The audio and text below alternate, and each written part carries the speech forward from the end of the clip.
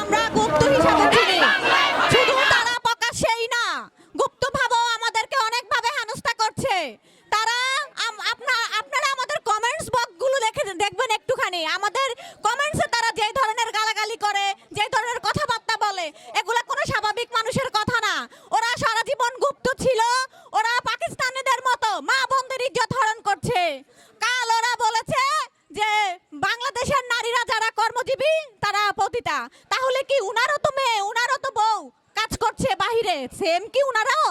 আমাদের প্রশ্ন উনার কাছে, এরা ভালো হবে কবে? যেইভাবে মেয়েদের নিয়ে নোংরামি করছে, বাংলার জনগণ, বাংলার মা বোনেরা কি এদেরকে দেখতে চায়? কেমন ক্ষমতায় চায় এরা?